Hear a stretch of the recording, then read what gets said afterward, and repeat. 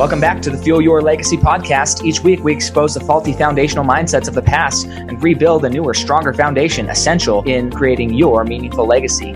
We've got a lot of work to do, so let's get started. As much as you like this podcast, I'm certain that you're going to love the book that I just released on Amazon, Fuel Your Legacy, The 9 Pillars to Build a Meaningful Legacy. I wrote this to share with you the experiences that I had while I was identifying my identity, how I began to create my meaningful legacy, and how you can create yours. You're going to find this book on Kindle, Amazon, and my website, samknickerbocker.com. Welcome back to the Fuel Your Legacy podcast. And as always, another great guest. I actually met Kale. His name's Kale Goodman. Goodman, not Goodman. Goodman, yeah. Thank you.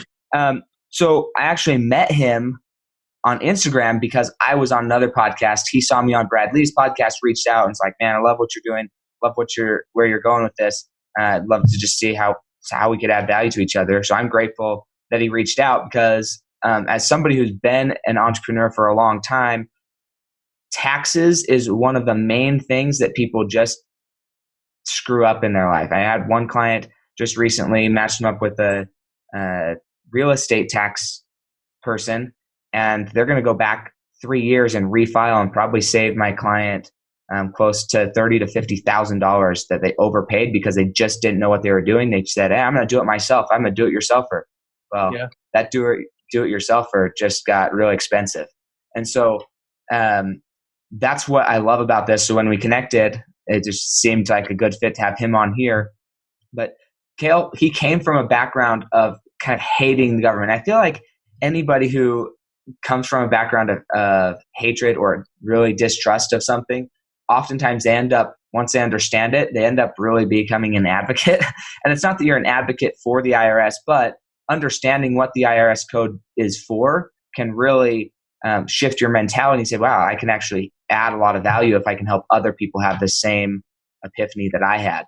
And so what's cool about this is Kale, he's built an accounting firm for entrepreneurs specifically, and it's built by entrepreneurs. So he understands your business. He understands what you're going through. He understands all the ins and outs and how to make that streamlined and effective for you to maximize your profits and minimize your stress. Finances is the number one stress all over business or in relationships.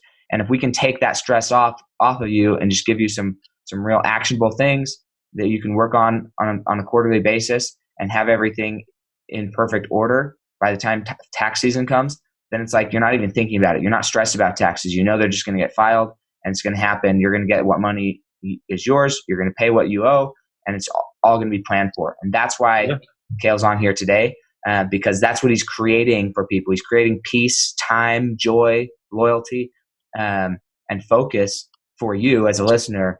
And that's why I want him on here. So go ahead, Kale, and kind of give us the introduction. Tell us how you got into this space. What was the transition? Why you decided to become your own entrepreneur and build a legacy for yourself? Absolutely, man. I appreciate that introduction. And just to highlight on that a little bit, like that's really what it comes down to is those financial healthy habits and helping people create those, because like you do, like with people and their budgets and where they can save and all that stuff. That's kind of what we do, more focused around the taxes, but it always does take some responsibility on the client's part. And so we want to help them create those healthy habits. And, but yeah, to jump into my story a little bit, I grew up my entire life. I can't even remember when it started because it went on for so long, but my childhood, there was a ton of like fighting in the home. The biggest issue was over money. And the reason is because my dad was a self-employed contractor, and he kept getting himself into further and further, or a deeper and deeper hole, not only with his finances and his budgeting and his money management, but also with his taxes. And I just remember from as long as I can remember, I mean, maybe 5, 6 years old, all the way until early adulthood when I left the home, my parents constantly fought about the IRS. And so I grew up with this belief that the IRS ruined our life because they like literally they leaned my dad's home. They garnished his wages. They audited him. They did estimated taxes on him. They put taxes and penalties on top of it.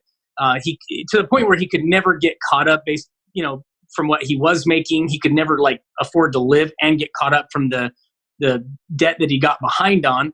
And then my mom, she ends up going and getting a job. And within months, they garnish her paychecks. The suppliers of my dad's contracting business get contacted, and they start asking if there's any credits there. They put holds on there. They basically forced him into foreclosure. They forced him into bankruptcy, and he even lost his ability to get supplies at supply warehouses because he had to file foreclosure on his suppliers. I mean, it was just this financial mess constantly. And so there was all this fighting. And so I just grew up with that belief of why would anybody want to be a business owner when the IRS can come and just ruin your life, And so that was it. That was basically my childhood, was just constant fighting to the point where we were that neighborhood home where the cops showed up every, once or twice a year. And, there was some real bad things going on in the home. And literally kids weren't allowed to play in our house because, we had the home where the cops showed up to. So it was kind of crazy, man. I love that you're saying it all with a smile. It just makes it so real. Yeah. Well, I mean, my parents aren't bad people. They're just, they were just really ignorant, and, they just, I don't know. They just got themselves in so much financial trouble, buried them so deep, they just didn't know how to fight out of it. And I didn't realize that either. I had that belief of, man, that's what business ownership is you're fighting the IRS all the time, and they just own you basically. So it was pretty bad. But so I ended up, because I've always been a real entrepreneurial kid. I was that kid that would scrub up, golf balls I found at the nearby golf courses and sell them to golfers. I mean, I even would go down the hill to this mercantile we had growing up where I'd buy penny candies. When they were really a penny, I would put them in a baggie, 10 of them, and then I would go sell them at school for $1. So I'm getting kids lunch money, half their lunch money for a little bag of penny candies. And so I always loved that entrepreneurial. What's that? That their parents must have been pissed. I don't know. I never really got any blowback for it, but I just loved the idea of making money, turning my money into more money. And I loved that entrepreneurial stuff before I even knew what entrepreneurship was. So it was kind of a sad belief to grow up that being a business owner was a bad thing. So I got lucky because I got into sales, and I got into sales for maybe about 3 years. And this guy comes into the company that I worked for, and he does a presentation all about how to keep more of the money that you make, even as a sales guy, for guys that had side hustles and side gigs and things like that, how to structure yourself and all these things. And I just really gravitated to his presentation. And after talking to this guy a couple of times that owned an accounting firm, he ended up recruiting me to come work for him. And this was a real big blessing for me because I dove head into the tax and accounting world. I learned as much as I possibly could from accountants at that firm. Mainly, the first reason was to obviously get more sales and know how to talk to my clients. I wanted to learn as much as I possibly could about accounting so I could onboard more clients and make more money. But it kind of hit me like a freight train after I worked there for a couple of years that man, I want to be my own boss. I want to be my own business owner one day. And I now realize that being a business owner isn't bad. I was just taught my whole life that being a business owner was bad, and the taxes were bad, and the government was bad, and the IRS was bad. But it really wasn't. It was my dad's lack of obviously being organized and being structured and running his business effectively that caused all the problems in our home growing up. And so it was really cool, man. I finally got the courage because once I learned everything about accounting, I learned systems and processes around accounting. I learned about structuring and LLCs and S Corps and C Corps and sole proprietorship and partnerships. I learned all these things. It gave me that confidence to go start my own business. So I did. I continued working at the tax accounting firm, but I partnered with my buddy who wrote a course on day trading. And we partnered up, and his course was really good. And so we partnered up, and on the side, after hours, we would go and sell his course on how to day trade and make more money. I would do the sales, and he would do the fulfillment and the coaching because he had more knowledge on that. And it was pretty cool. It was a good gig. We did it for like a year, and then my boss pulled me in and he fired me at the accounting firm, and he said, if you're not here 100%, you're not here at all. And I was like, what do you mean, man? I'm still like the number one onboarder. Like, I know I get beat sometimes by this guy who I trained and brought in to the company. Like, I feel like I bring all this value. And it was really hard because I loved this company and I loved the guys that I worked with. But it was actually one of the best things that ever happened to me. And I remember he actually told me that. He's like, listen, man, you're on the fence and I'm kicking you off and you'll probably thank me one day. And so anyway, we ran our business for a couple of years after I left that company, but I loved the tax and accounting game so much that I decided to start my own tax and accounting company on top of our day trading program company. And so that's what I did. And that became my main focus. That was in about 2008 that we started and launched our own tax and accounting firm. And so here we are in 2019, 11 years later.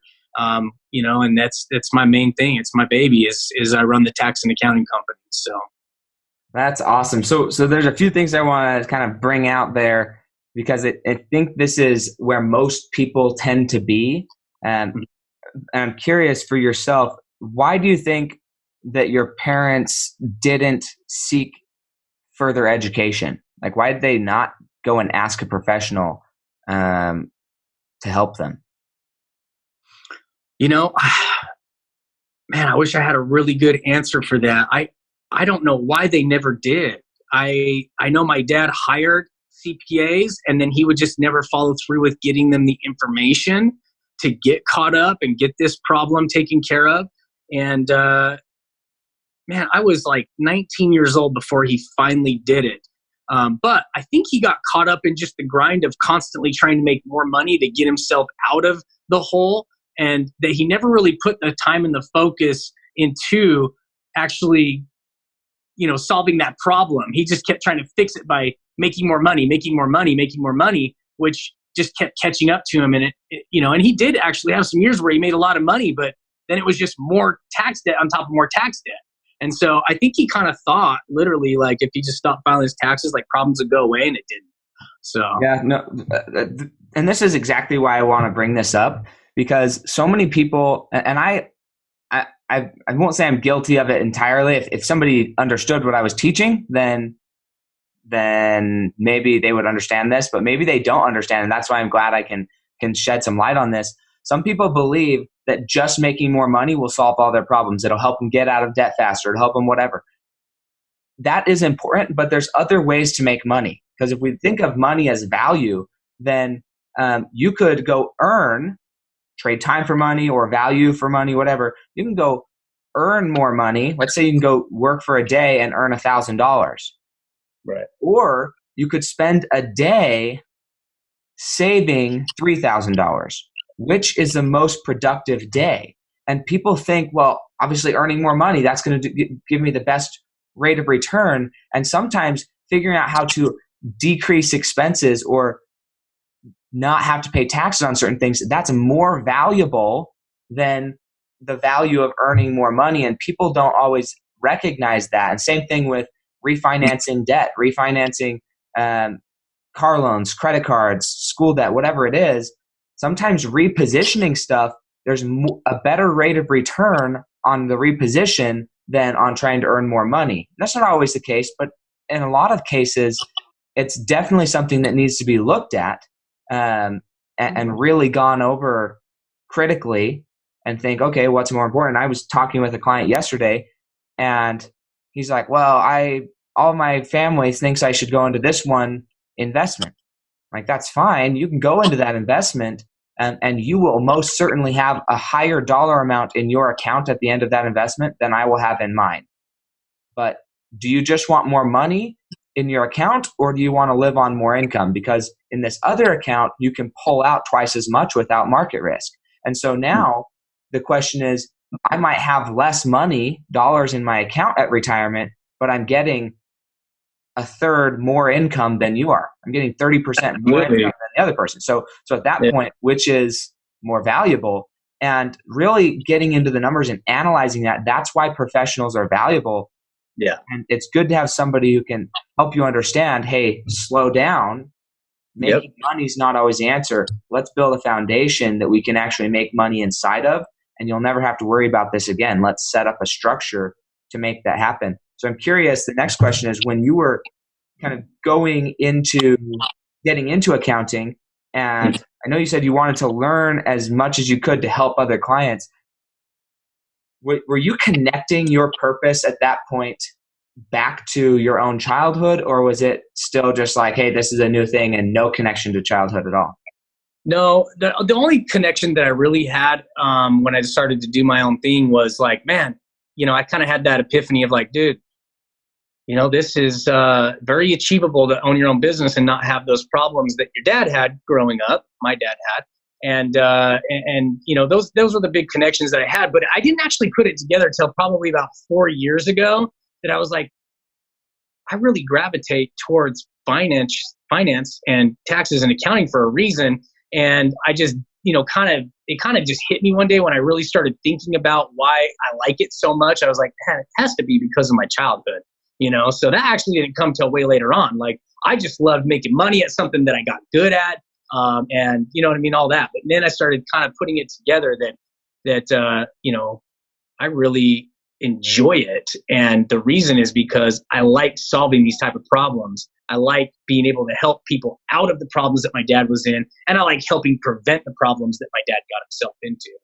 And to go back and even touch a little more on your point about why he never got taken care of is like, I think a lot of times, we don't learn a lot growing up in our school system about finance or money management or anything. And I think that he was just so ignorant to it and absolutely did not like the idea of educating himself. He just wanted to spend his time doing what he knew how to do. And so I really feel like because people, they procrastinate what they don't want to do. They want to focus on what they know how to do and what brings in the money instead of like actually focusing on, taking care of those problems and in an area that they really know nothing about. He knew nothing about taxes. And I think that's why he avoided and procrastinated so much. So, sure. And two things with that. One, I think that's an okay perspective if you're going to say, okay, I'm not going to focus on it, but I'm going to pay somebody else to focus on it. The issue becomes when we're living in fear and scarcity and we're unwilling to pay somebody else to do their expert work. I'm going to do my expert work. I was talking to a publisher just yesterday, an editor and publisher, and it's like, okay, who do I talk to about formatting my books? Because could I learn how to format my own books? I absolutely could learn how to do that. That is not something I want to become expert in. Like, I just don't. Who can I pay? Who's going to give me the best results? That's what I'm looking for. How can I impart my value, my money to that person so that they can give me value back in return? Because I'm really good at what I do. It's okay if you're an expert, if you're just a genius at what you do not need to be good at everything. You don't even need to think about everything past assigning it for somebody else. There's a great book called The E-Myth by Michael Gerber, I believe. Yeah. And that book is probably one of the best books to get that point across. Look, you were not meant to be a professional in every aspect of your business. You're meant to do whatever you're meant to do, whether it's the technician work, whether it's the business, whether it's the oversight work, whatever it is, that's what you're meant to do. Everything else, find somebody else who's professional and can do that so you don't even have to think about it or stress about it. And that's what I love about Kale is he is able to take that accounting stress, that bookkeeping stress, that really all the financial stress off of somebody and take care of that. And then he can say, look, this is what you get every month and then you can run your business. I'm curious, Kale, once that did click though, once you made the tie between your childhood and what you love doing and why you love doing it, what changed in your business once you became aware of that? Or how did you start treating your business differently?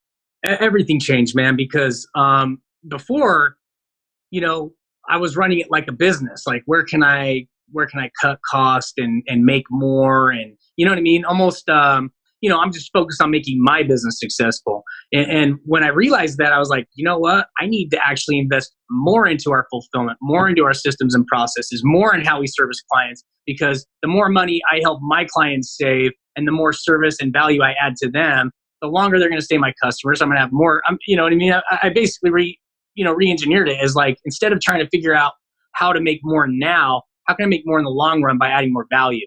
And how can I actually help these people? We get more success stories now. We get more. I love what you brought up about your real estate client. We do a ton more amended reviews all the time. And we go back and find tens, thousands, even hundreds of thousands of dollars that people can get back because of mistakes that were made either by a CPA or an accounting firm that really just didn't care, or by a client trying to do it themselves.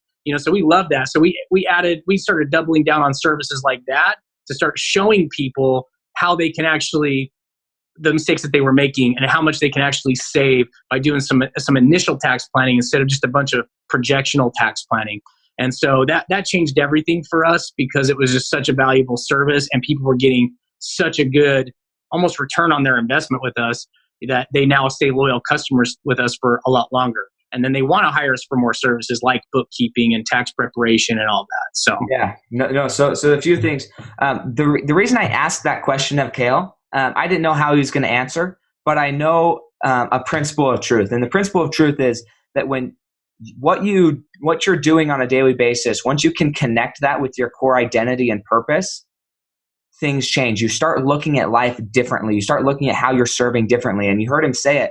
Once he connected what he was doing with his core identity, he added more value. He started thinking, how can I add more value? How can I get more? How can I give more of myself to these people? Because until then, it's all about money. And there's a point where our drive can be purchased by simply, Ed Milet is the one who talks about this all the time. Like, when is your will to win going to be purchased? And everybody has a price.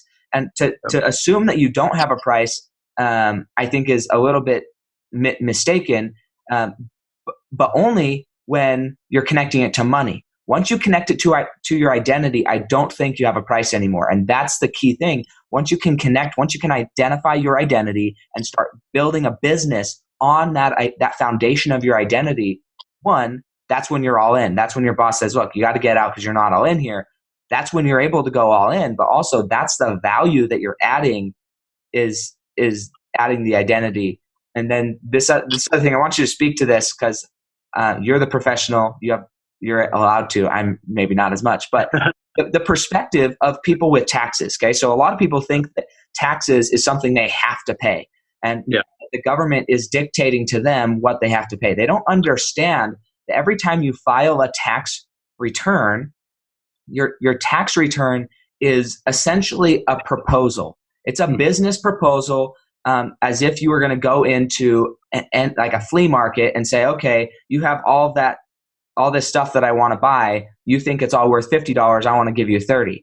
And then you dicker over it until you settle on a price, and that's what you end up walking out the door with. That is essentially what a tax return is. And if you've been to Mexico, you've been to Ensenada, you've been on a cruise or to a third world country, and you're not experienced barterer and you're not experienced dickering with people, you're going to spend so much more money than somebody who knows how to wiggle somebody down on price.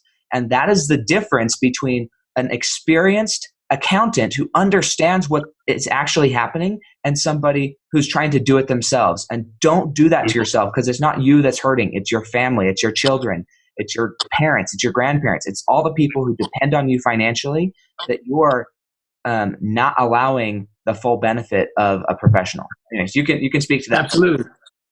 Oh man, I love that analogy, dude. I've never really heard it that way, but it's so true. And here's the thing too, to even touch a little bit more on that is like, people don't realize that they don't have to really become tax experts to save a ton of money on their taxes. All they've got to do is spend a little bit of time communicating throughout the year. And a lot of work can be done. That's why we got the name Easier Accounting, because even though the softwares are great, they take a lot off and they make things easier, people still aren't willing to do it. But once people actually take that step and they hire, whether it's us or somebody else, if they find the right people for them that will actually take the initiative to help hold you accountable, to get the right information so that you do have professionals looking into your books, we can go through and find those things that we can negotiate with the IRS. You know what I mean? So like, hey, you've got 4 kids and you've got them doing some duties of the business. Why don't we make them legitimate parts of the business so that one, you can teach them how to, how business works, and you can teach them valuable lessons on business and entrepreneurship.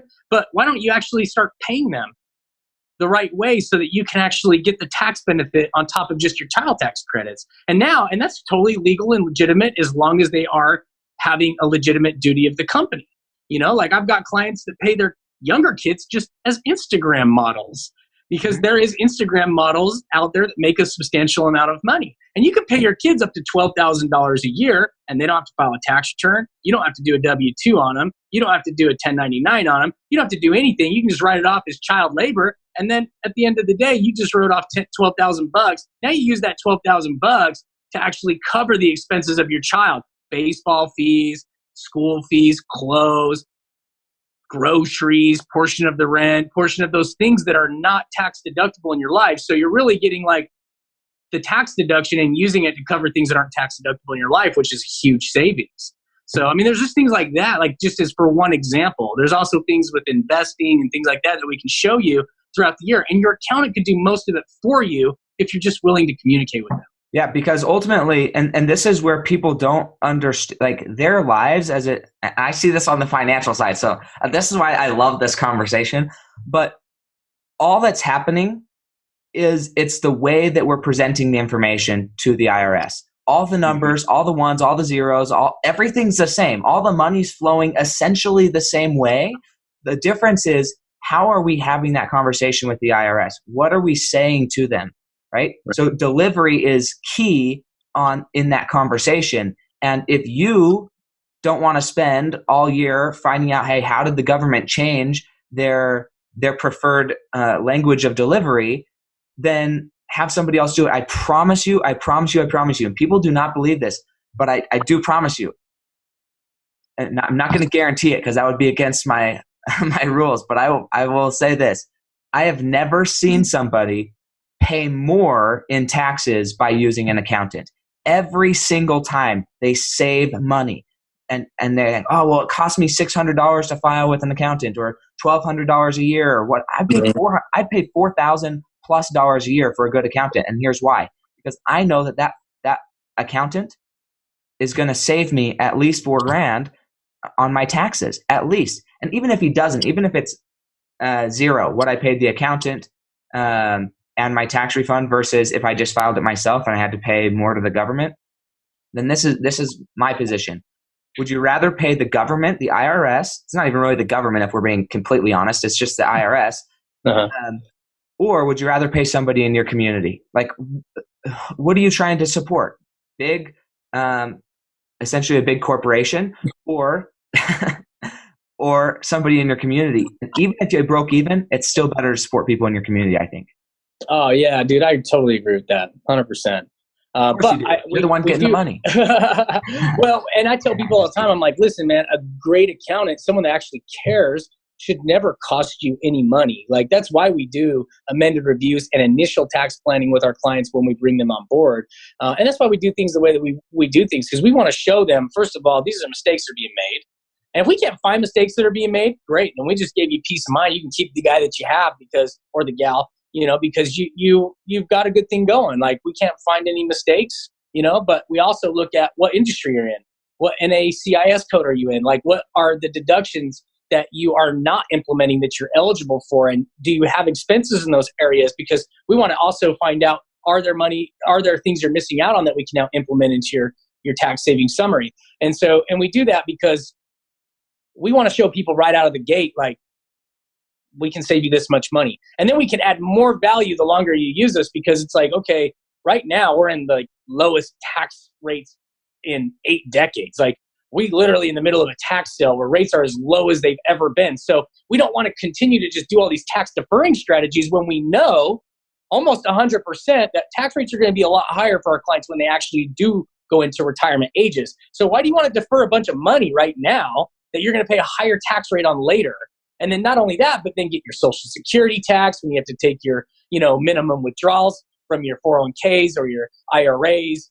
So we want to show people too, like, hey, right now, take advantage of the investment strategies that are tax-free in retirement age. Use the lower tax rates now to pay your taxes, save as much money as you can on your taxes, so that we can plan for the future, and you actually can now live in retirement ages virtually tax-free or very minimally.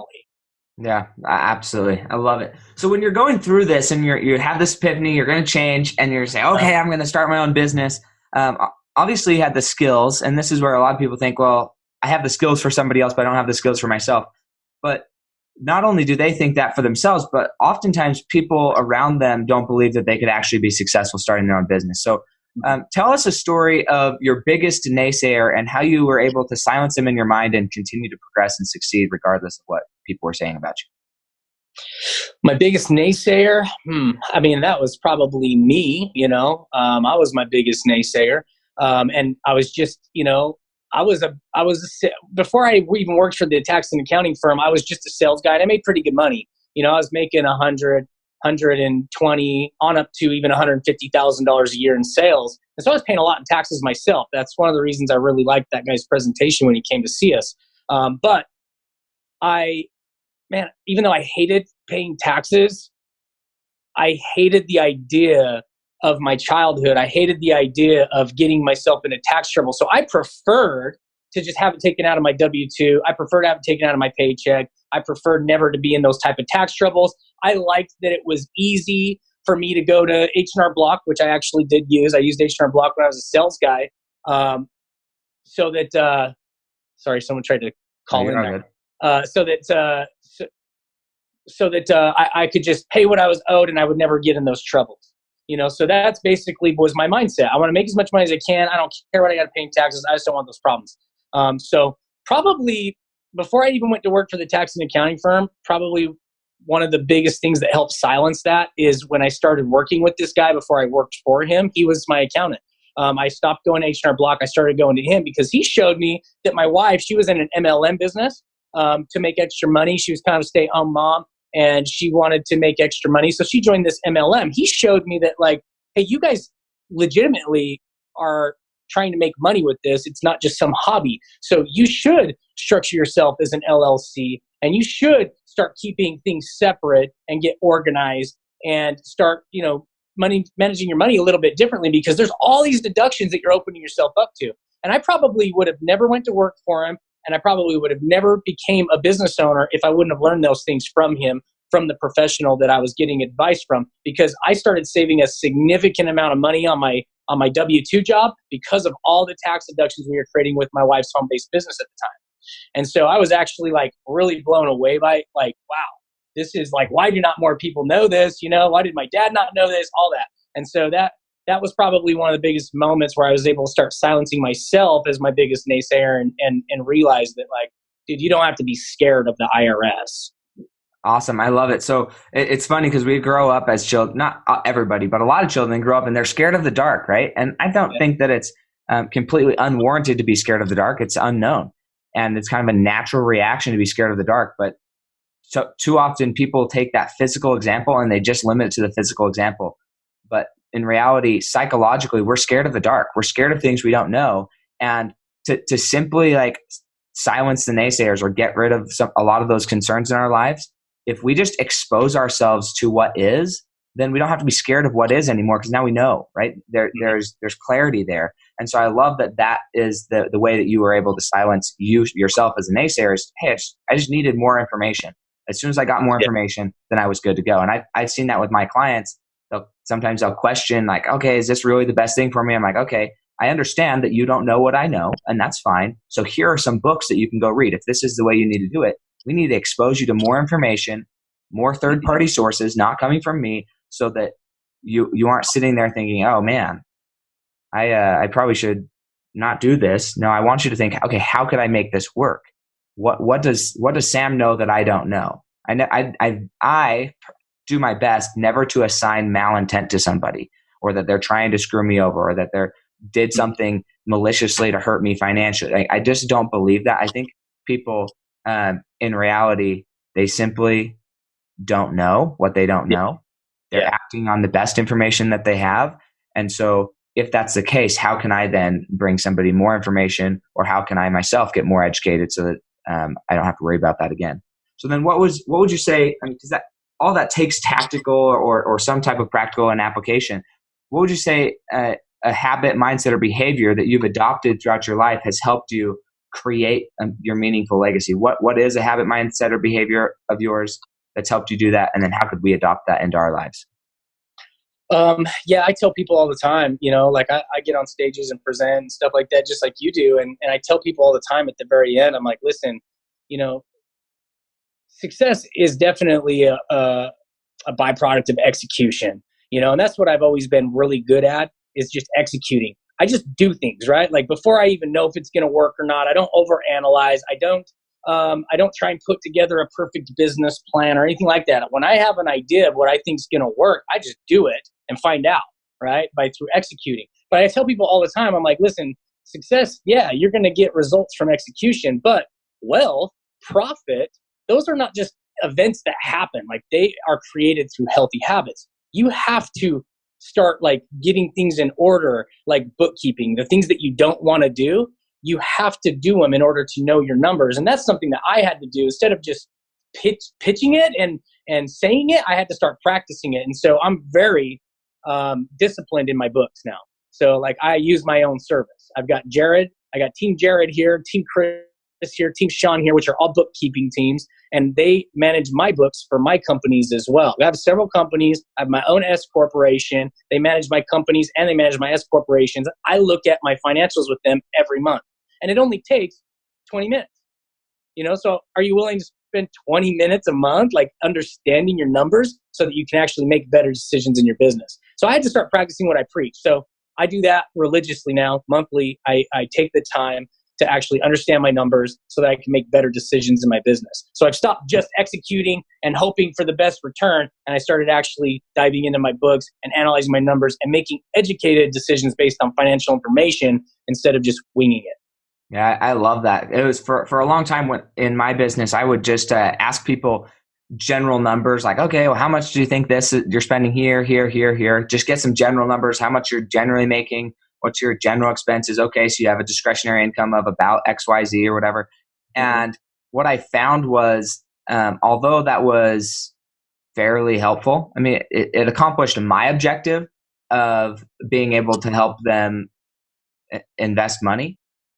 It didn't really give them the education and the knowledge that they needed to really excel in life. And so same as you, once I shifted my mindset and got more in touch with my identity and what I want to do, I shifted my business model to now my objective is, before we ever even look at potential investment options, now the whole conversation is we've got to gain financial acuity. We have to get to a point where where every penny is, where it's coming in, where it's going, at least for the last 3 months. We've got to factor in, if we're in the summer months, we got to factor in that you're going to spend money on Christmas. And if you spend money on Christmas, how much is that generally? We've got to average these things out so that we're making good financial decisions. And this is where my clients have given me really good feedback, and I'm grateful for them, is being able to do this process with zero judgment, because it's not about what a professional thinks you should do with your money. It's not about what Kale thinks you should do with your taxes. It's about, what do you value most? Right. And you can't have a value comparison or a value conversation until you know where your money's actually going. Once you know where your money's actually going, then I can say, okay, that money you spent on fast food, that money you spent on taxes, that money you spent on your car repairs, where was the value? Right? Yeah. Was it worth that much money? And if it wasn't, then we need to scale that back. If it was, and you think that is your football season is totally worth your subscription to ESPN or whatever, and that's your sanity, dude, I'm not telling you to scrap that. If that's what's keeping you sane, you need that. You need mental health. But understand that we have to have a value conversation about every dollar and say, am I getting the value? Am I getting the mileage out of this dollar? If not, let's reallocate it somewhere that's better, that's going to give us more value. Yeah, I love that that's what you do too, man, because we're always looking at people spending like, okay, well, what's tax deductible and what isn't, and what can we run through your company account, and how can we save you more money on your taxes based on what you are spending? But I love that you are helping people like find that value in their money. Like, what can you legitimately cut? What is the value? Because that is a huge part of it. Budgeting is a big part of it. But like we look more at what is tax deductible, how can you shift your money, move your money in order to make it the best for your taxes. You're looking at it like, what can you do for your life? Because at the end of the day, like, everybody's goals are the same. everyone's goals are different, but they all come down to the same thing. Because I've talked to hundreds and hundreds of business owners over the years, and everybody wants the same thing. They want value of time. They don't want money to dictate the decisions in their life. They want to reach a point in their life where they have absolute financial freedom. Every single goal I ever hear from guys: pay off my mortgage, have financial freedom, travel the world more. Everything all comes down to that. Like, they don't want money to dictate their decisions on what they do with their time. That's what it all comes down to. And they have to create those habits of, like what you do, budgeting, and then they have to create better financial habits with their accounting and everything if they really want that end goal. Yeah, and this is another thing that's really important here to analyze is so many people that I talk to, and you probably talk to people similar, where you start asking them questions about their money and they say, oh, well, I have an accountant. And they think the accountant is the end all be all for everything they need. Or they say, oh, I have a bookkeeper. Or, oh, my uncle does files all my taxes for me. Or my uncle's a financial advisor. Or my uncle has been really successful with his investments. Or he's a business owner, right? And they think that they only need one person to manage everything. And no professional that I would consider a professional is going to say that they do everything. Every professional that I've met that I would consider a professional, they're part of a team. They're part of, okay, how are we as a group going to maximize this? So on my team, I have lawyers, I have accountants, I have other financial professionals, I have people who manage debt, I have people who help eliminate debt, I have people who can help you get into more debt if you're looking to expand your company, right? Like, I have a team of people that I work with, and I provide one little area. It's important for me to understand how I'm working with all of them, so I understand overall strategies. But when it comes down to licenses, when it comes down to actual application and implementation, I only do a sliver of what has to get done. And so if you're listening to this and you're thinking, oh, well, I have somebody who takes care of this one little thing, even though Kale and I do similar things for our clients, we each are striving for a different objective, and we're each going to pull a little different corner in the ring for our client. And sometimes we may agree or disagree with how to move forward with the client. And that's part of negotiation, and say, okay, what is actually the best way forward in the interest of this client? And there's things that he might not be aware of that I know, and there's things that I might not be aware of that he knows. And that's why we have a team of people, because a team is better than one. And I think that's important for people to understand. Absolutely, man. Absolutely. And I think that's a good problem to have. If you've got a couple different experts kind of going back and forth on what really is best for you and what align with your goals at the end, like, that's a pretty good problem to have. So you should have multiple experts looking at things. And I tell people that all the time. I'm like, hire the right people for you. How do you do that? Interview them. Talk to them. Like, you wouldn't just hire anybody to fill a very important role in your company without interviewing them and getting multiple interviews. Like, you want the right person for your team. And it's got to be the same thing with your accountant. Don't hire me if I can't do what you need me to do. And you're not going to find that out unless you talk to me. But don't just go hire your uncle's best friend because he saved your uncle a bunch of money. You guys are in two totally different situations. There is no cookie cutter approach to accounting, budgeting, anything, because everybody is totally different when it comes to that. Yeah, I even know a client that he actually pays 3 completely separate independent accounting firms to track and do his numbers every year, and he just files the best one out of the 3 that he likes. Yeah, that's not a bad idea. so anyways, but that it's really fascinating. Like, what is the value of having experts in your corner? And everybody's going to do it a little bit different. Everybody studied different things because of their clientele. They have different knowledge, and they've done different things. They've been successful with different things. And so it's just funny when he told me that, I was like, that's actually really smart to say, hey, look, everybody go work on this case. And when you come back with I think of like, is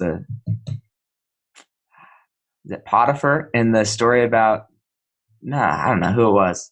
Somebody in the story of Joseph in Egypt, when he wanted his dream interpreted, he like went and got all of the wise men to interpret the dream and then come back, and they all got a chance to like say their interpretation. And then he's like, yeah, I don't like any of those. Is there anybody else that can interpret it? But it really can be like that. It's like, it's okay to have multiple opinions and multiple perspectives. I'm not offended when somebody wants multiple perspectives about what I think the role is, or the plan. I'm obviously going to fight for my strategy hard because I think it's the best, or else I wouldn't have recommended it, right? You believe in it for sure, right? So what does it look like if we were to call you or reach out to you, Easier Accounting, on Instagram, Facebook, LinkedIn, or Kale Goodman? What does the process look like working with you? I know pricing is going to be variant based on what the situation is, but what does the process look like? Yeah.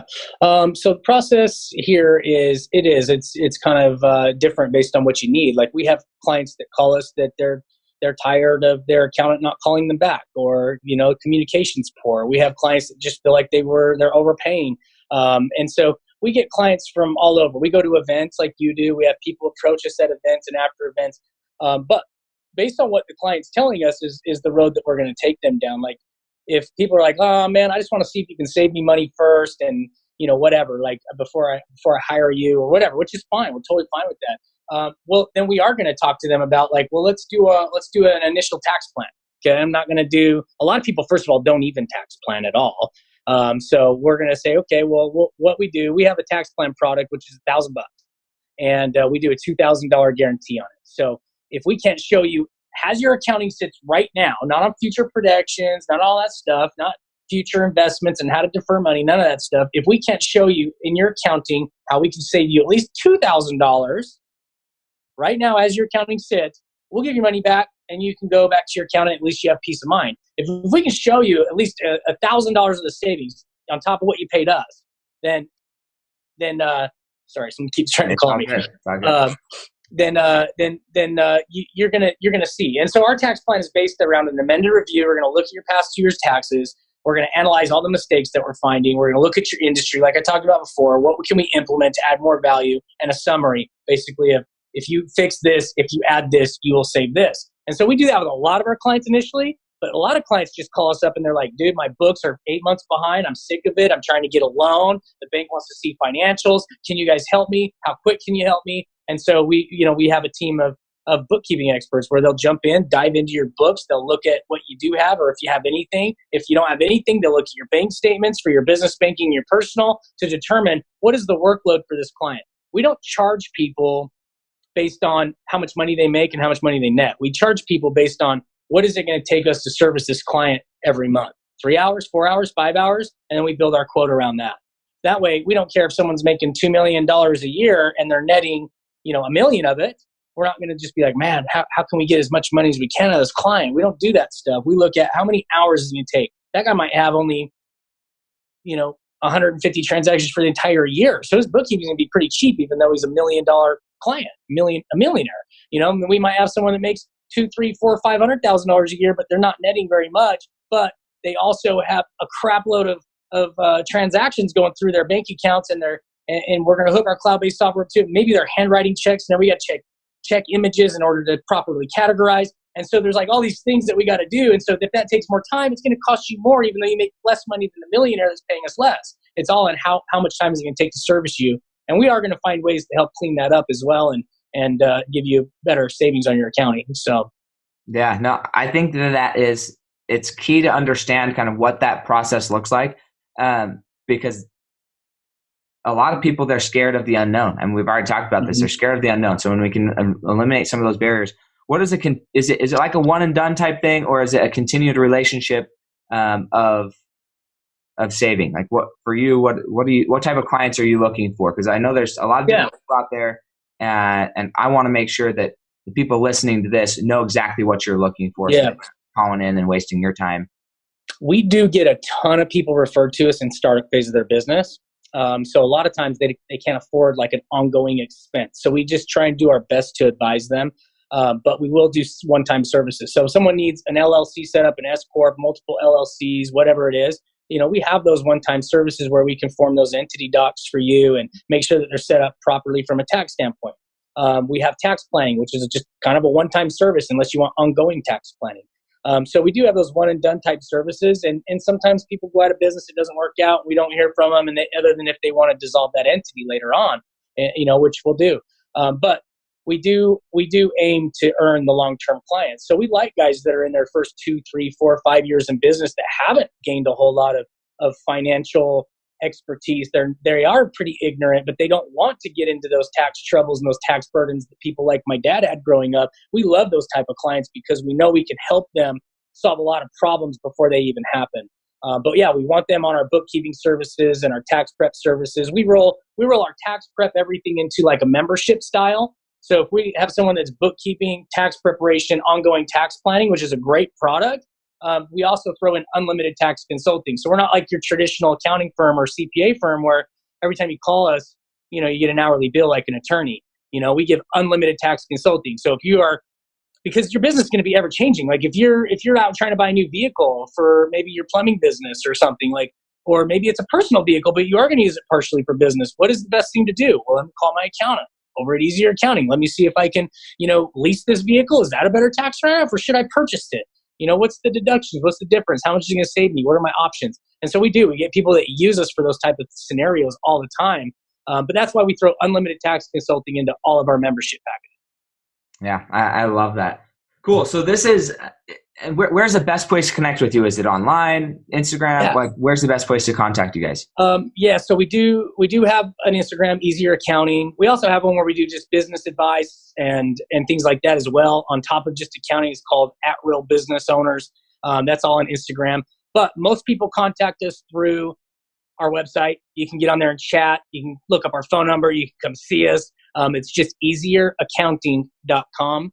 And then you can also always just give us a call. Our number is 888-620-0770. But yeah, no, most people get online, they chat with us or they call and set up a time with us, reach out to us. So, but they can find us on social media and online as well. So awesome. Love it. So this is the second favorite part of the whole episode right now. It's called Legacy on Rapid Fire. I'm looking for one word to one sentence answers to these questions. Okay, it's 5 questions. The first question is, what do you believe is holding you back from reaching the next level of your legacy today? What is holding me back? I have to allow myself to give up control. In some of the areas that I am head of, I've got to start creating systems for someone to replace me so I can work on other things in my business as well. Awesome. And what do you think the hardest thing you've ever accomplished has been? The hardest thing I've ever accomplished? Man, you know what? My family. I went through my very first marriage. I'm on my second marriage right now. And I went through a really bad marriage. I grew up in a bad marriage and there was a lot of bad habits there. And there was a lot of bad things that I had to fix. And so I had to get my ego in check. I got therapy for years with my wife trying to make that marriage work. It didn't work. I continued going. And now, like, a lot of people tell me, well, the grass isn't going to be greener on the other side.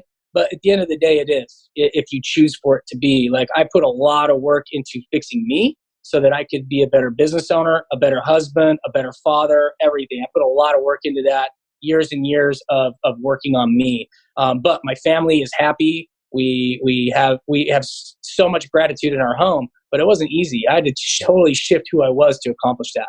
Yeah, that's awesome. And what do you think the greatest success at this point in your life has been? Oh man, maybe I should use the family for that one. You still can shoot for both if you want. It can be both. I mean, at the end of the day, that is my real why. That is my real passion is my family, man. Like, that's where my 100% my effort is. It's the reason I do what I do. But I absolutely love helping other people too. That is a huge part of my passion as well. And I love what we've built here. We've built a culture in our company that every single person you talk to wants to help you. They don't just want to get you off the phone. They want to give you the time that you need, the advice that you need. So I love the culture that we've built. So from a business standpoint, I love the culture that we've built here. That's awesome. Yeah. So what is one secret that you believe contributes most to your success? Other people, man. You can't do it alone. And so I had to become a better leader and get people to buy into what I was doing, what my mission was, what my vision was, in order to create the success, not only for us, but for our clients and our company. And so I think that you've got to be a great leader. and get people to buy into you and your vision and back it up too. You can't just get people to buy into something that you don't fully believe in. Back it up, like actions speak louder than words, right? Absolutely. No, that's awesome. So what, if you had 2 or 3 books that you would recommend to the Fuel Your Legacy audience, what would you recommend? Yeah. So one of my first books that I read was The Asset Protection Bible by Jay Minton, because I wanted to understand more about entities and how they can protect me from a legal standpoint and how they can help me from a tax standpoint. And he covers a lot of that. And also in my early days, I learned a ton on Diane Kennedy's Loopholes of the Rich. And I read these books because I wanted to be better at my onboarding process for the company I worked for that was accounting firm before I owned my own. And so if you're looking for more tax knowledge, dude, that's a great book. And then recently, a recent book was Power of Zero. I love how he breaks down in simple language how people can start planning for the future. And that's why I talked a little bit about the podcast about dude, we're in the lowest tax rates in decades right now. We need to take advantage of that because it's not going to stay that way. The way that Congress has it, to where it's going to automatically go back up in 2026, and then it's probably going to go higher there because of the national debt crisis and everything else. It helps you understand what you need to be doing right now and taking advantage of the time right now with the situation that we're in as a country and our tax rates. So I think that's a huge thing to understand to get ahead of the game in your finances too. Yeah, absolutely. I love it. So this is the favorite question of the whole episode. This is why I save it for last, but it's because we get to pretend that you're dead, which is always nice, right? You're excited about that.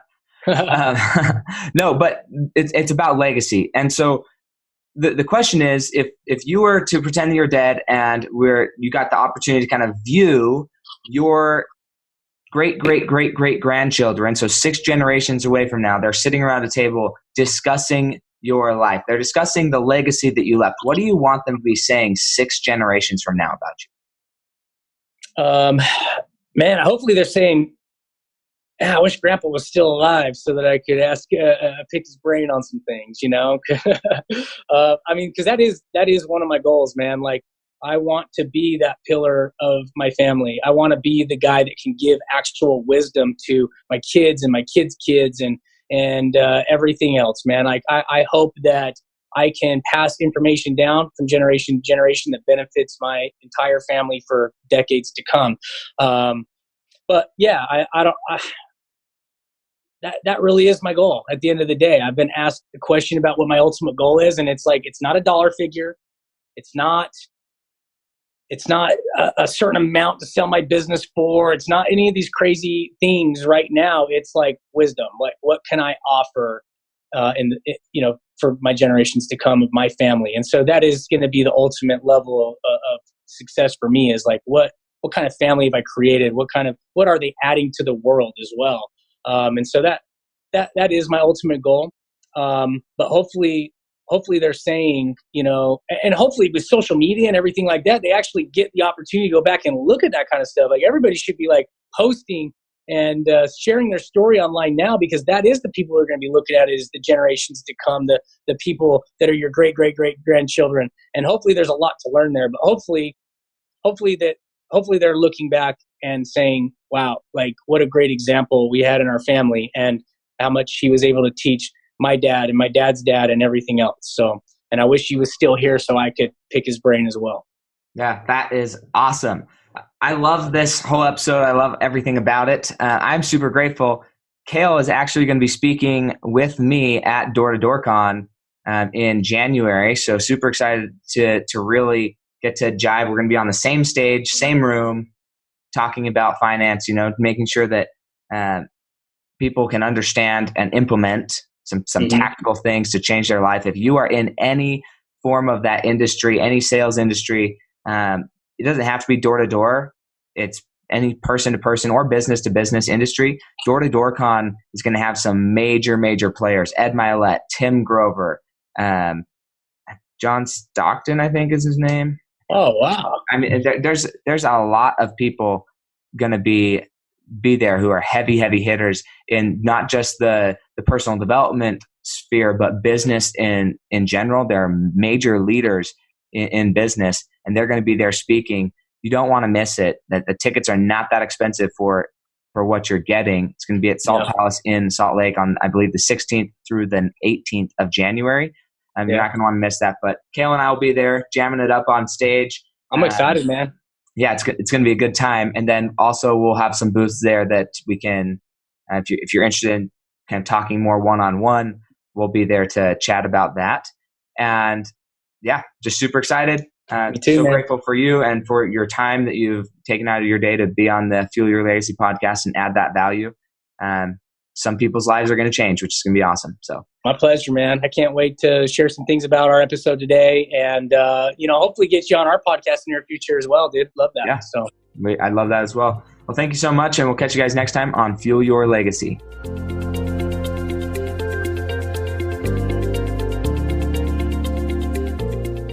Thanks for joining us. If what you heard today resonates with you, please like, comment, and share on social media. Tag me, and if you do give me a shout out, I'll give you a shout out on the next episode. Thanks to all of those who've left a review. It helps spread the message of what it takes to build a legacy that lasts. And we'll catch you next time on Fuel Your Legacy.